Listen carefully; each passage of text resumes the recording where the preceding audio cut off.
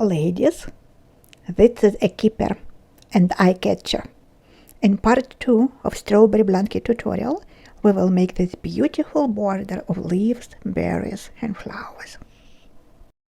For this beautiful strawberry fringe, you will need yarn, medium weight, crochet hook 5 mm or 5.5, some stuffing for the strawberries, and the needle with a big eye.